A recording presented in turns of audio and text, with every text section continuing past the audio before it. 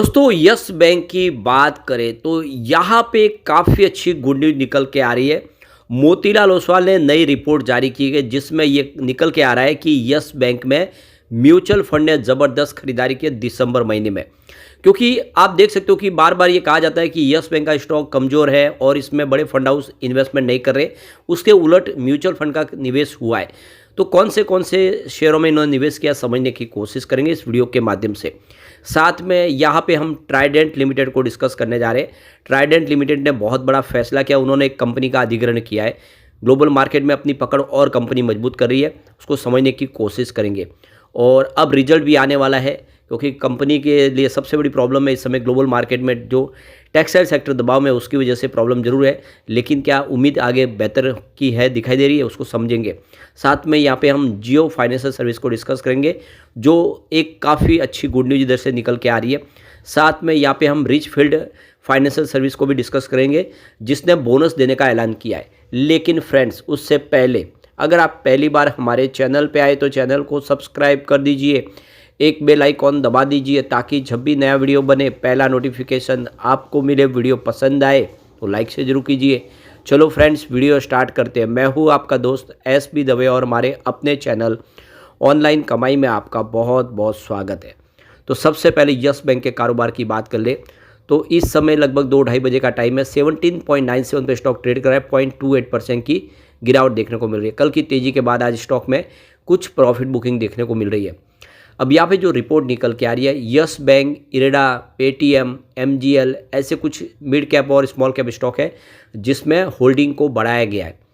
तो ये देख सकते हो कि इन्वेस्टर जो है, जिन्होंने जो बड़े म्यूचुअल फंड्स हैं उन्होंने किस तरह से अपनी रणनीति बनाई, उसको देखकर ही इन्वेस्टर अपनी रणनीति बनाते हैं और अपना डिसीजन लेते हैं।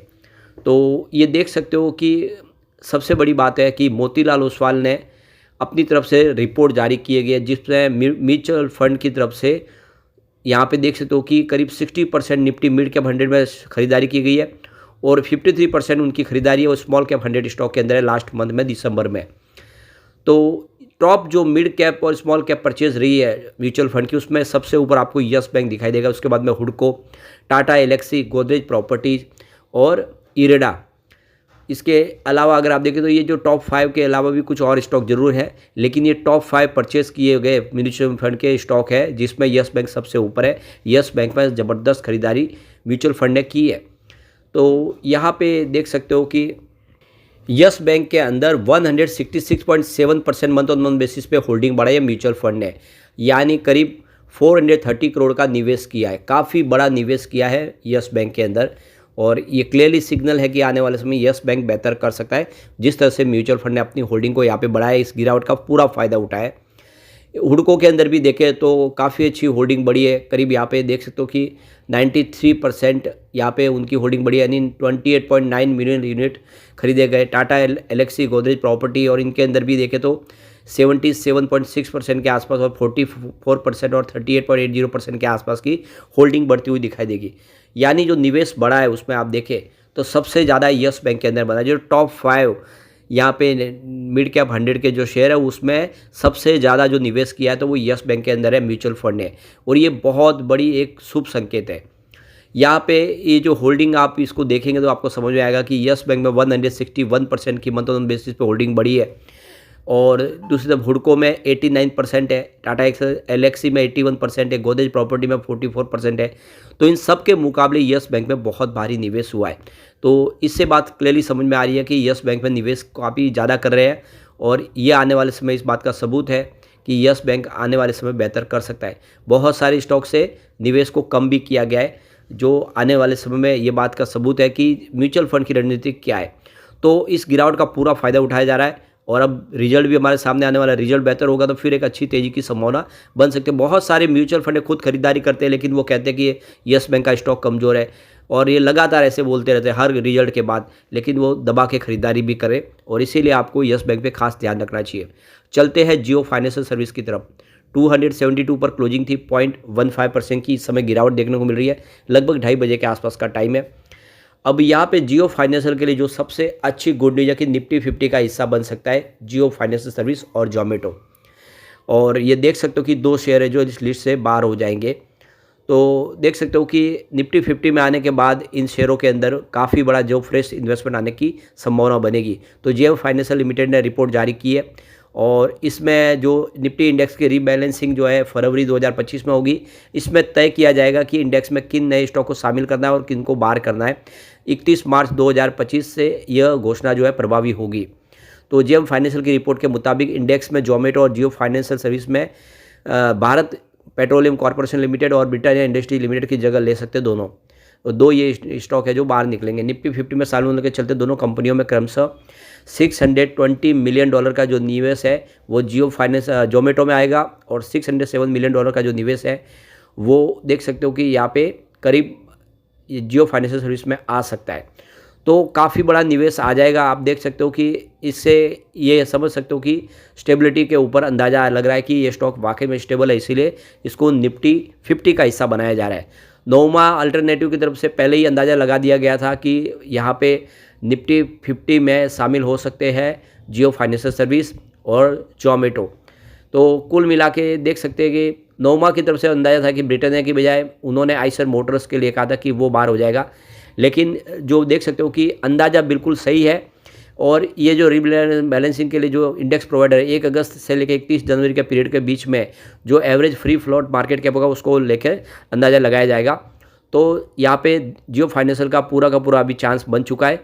जियो फाइनेंशियल यहाँ पे आने के बाद ये होगा कि इसमें नए निवेश की संभावना बन जाएगी। अब यहाँ पे देख सकते हो रिजल्ट भी आने वाला है हमारे सामने। 17 तारीख को कंपनी रिजल्ट देगी। अगर हम बात करें Q2 की तो 689 करोड़ का कंपनी ने रेवेन्यू बताया था, जहाँ पे 13.44% की ईयर ऑन बेसिस पे बढ़त देखने को मिली। नेट इनकम 689 करोड़ के आसपास रही, जहाँ पे 3.13% की ईयर ऑन बेसिस पे बढ़त देखने को मिली। डायलूटेड ईपीएस 1.09 था, जहाँ पे 3.81% की ईयर ऑन बेसिस पे हमें बढ़त देखने को मिली। और नेट प्रॉफिट मार्जिन 99.9% रहा, जहाँ पे 9.09% की ईयर ऑन बेसिस पे हल्की सी गिरावट देखने को मिली।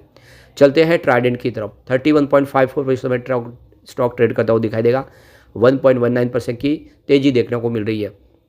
अब यहाँ पे ट्राइडेंट लिमिटेड से काफ़ी बड़ी गुड न्यूज़ निकल के आ रही है।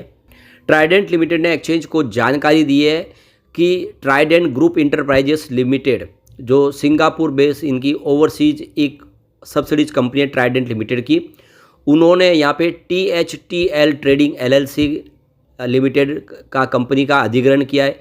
यह दुबई अमीरात बेस्ड कंपनी है जिसका यूनाइटेड अमीरात में इसका बिजनेस है, UAE में। और 14 जनवरी 2025 को इस कंपनी का अधिग्रहण कर लिया है ट्राइडेंट लिमिटेड ने। यानी ट्राइडेंट अपने बिजनेस को अब दुबई में तेज़ी से बढ़ाएगी और इसके लिए सब्सिडीज कंपनी के माध्यम से एक कंपनी को खरीद लिया गया है। कंपनी के बिजनेस की बात करें, इनका ब्लैंकेट्स, टॉवेल और लेनिन का बिजनेस है, जो कंपनी के लिए एक काफ़ी ज़्यादा शानदार बिजनेस की अपॉर्चुनिटी दिखाई देगी, क्योंकि कंपनी का भी यही बिजनेस है। और UAE बेस इस कंपनी को खरीदने से इनके और एक कस्टमर बेस में इजाफा होगा।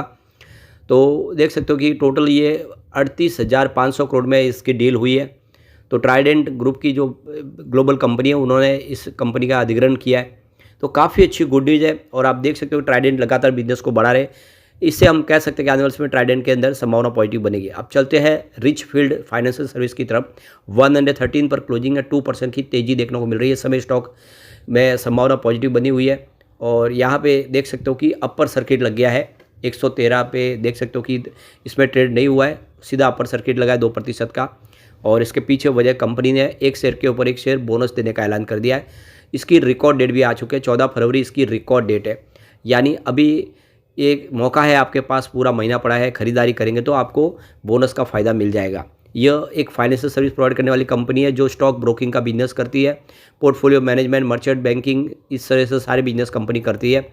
और अब इन्होंने फैसला कर लिया है कि वो बोनस देंगे। 14 फरवरी रिकॉर्ड डेट भी फाइनल कर दी है। तो 14 फरवरी के पहले आपके डीमेट अकाउंट में शेयर होने चाहिए, तभी आपको इस बोनस का फ़ायदा मिलेगा। यहाँ पे कंपनी की AGM भी होने जा रही है, देख सकते 13 फरवरी 2025 को, जिसमें कुछ बड़े फैसले लिए जाएंगे। यहाँ पे कंपनी के बिजनेस की बात करें तो पिछला रिजल्ट थोड़ा सा मिला जुला था। रेवेन्यू 93.24 लाख के आसपास था, जहाँ पे 110% के बेसिस पे ज़बरदस्त जंप देखने को मिली। नेट इनकम -2.99 लाख रही, जहाँ पे 115% की बेसिस पे गिरावट देखने को मिली। और नेट प्रॉफिट मार्जिन 3.21% रहा, जहाँ पे 107.46% की ईयर ऑन बेसिस पे गिरावट देखने को मिला। प्रॉफिट मार्जिन कम रहा है लेकिन रेवेन्यू बढ़ा है, लेकिन अब बोनस का मौका मिल रहा है तो ये स्टॉक आने वाले समय बेहतर करता हुआ दिखाई दे सकता है। लेकिन फ्रेंड्स, कोई भी इन्वेस्टमेंट करने से पहले अपने फाइनेंशियल एडवाइजर से एडवाइस ले ले या अपना खुद का रिसर्च करें, क्योंकि मैंने वीडियो आपके एजुकेशनल पर्पज़ के लिए ही बनाया। वीडियो पसंद आए तो लाइक से जरूर कीजिए और चैनल को सब्सक्राइब कर दीजिए। Thank you friends.